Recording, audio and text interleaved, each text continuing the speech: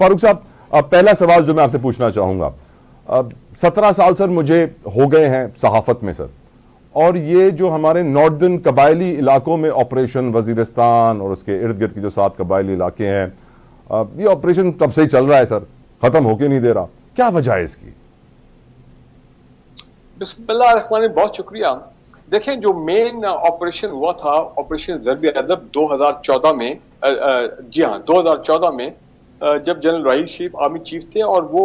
एक भरपूर ऑपरेशन था, फैसलाकुन ऑपरेशन था इन द सेंस कि शुमाली वजीरिस्तान में ये तहरीक तालिबान पाकिस्तान और बड़े anti Pakistan militant groups plus कुछ दहशतगर्द ये उज़्बेकिस्तान वाले और ऐसे लोग वो वहाँ पे एस्टैब्लिश थे, उन तमाम को जनाब एक भरपूर ग्राउंड फोर्सेस और एयर ऑपरेशन से उनको वहां से अपना निकाला गया। कुछ मारे गए, कुछ अफगानिस्तान भाग गए। उस जमाने में आपको पता है वो डबल फेंसिंग, वो बाढ़ तो नहीं थी, लेकिन बहरहाल some of them manage to escape, लेकिन बड़ी तादाद में मारे गए और पकड़े गए। तो माय पॉइंट इज दिस कि ओवर द ईयर बिल्कुल वहां पे साबिक फाटा इलाके में अमन तो रिस्टोर हुआ, लेकिन फिर मसला शुरू हुआ जब ये पीटीआई की गवर्नमेंट के दौरान आपने देखा कि टीटीपी के साथ हमारी नेगोशिएशन हुई, हमारी पॉलिटिकल गवर्नमेंट सिक्योरिटी एजेंसीज वगैरह वगैरह, और वो कुछ उसमें एक सीज फायर भी होल्ड हुआ। लेकिन बाद में जो टीटीपी की डिमांड्स थी कि वो चाहते थे कि तमाम इन लोगों को रिलीज कर दिया जाए जो पाकिस्तान की कस्टडी में हैं कई सालों से, कईयों को डेथ सेंटेंसेस हो गई हुई थी वगैरह ये तमाम, लेकिन कुछ लोगों को हमने रिलीज भी किया, लेकिन हम बजिद थे कि जनाब नहीं, जब तक आप पूरा एग्रीमेंट साइन नहीं करेंगे तो उस वक्त तक इन लोगों को सबको रिलीज नहीं किया जाएगा। आप हथियार डालें, पाकिस्तान के आइन को तस्लीम करें, और उसके बाद ठीक है नॉर्मल शहरी के तौर पे आप रहें, तो फिर आगे बातचीत चल सकती है। लेकिन बहरहाल वो एग्रीमेंट जो है नहीं हो सका, सीज फायर टूट गया। तो उसके बाद हम पिछले 1.5-2 साल से देख रहे हैं कि उनके कुछ लोग आ भी गए थे पाकिस्तान में आम माफी के तौर पे,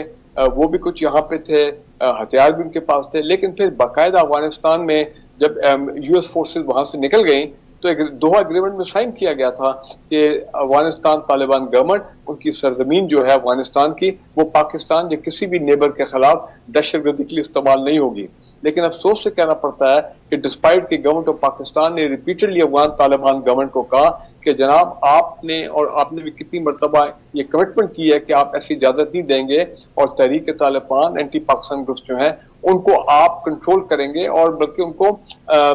न्यूट्रलाइज करने की कोशिश करेंगे ताकि ये मामले ही खत्म हो जाए। लेकिन बहरहाल अफगान तालिबान गवर्नमेंट में कुछ ऐसे अनासर हैं जिन्होंने बिल्कुल इस चीज का पास नहीं किया, और उन्होंने अपने सरजमीन की इजाजत दी कि वो जो बेसिस थे तहरीक तालिबान और एंटी पाकिस्तान मिलिट्री ग्रुप्स, उनको उन्होंने कार्रवाई से रोका नहीं। और यही वजह है कि पिछले काफी अरसे से हम महीने से देख रहे हैं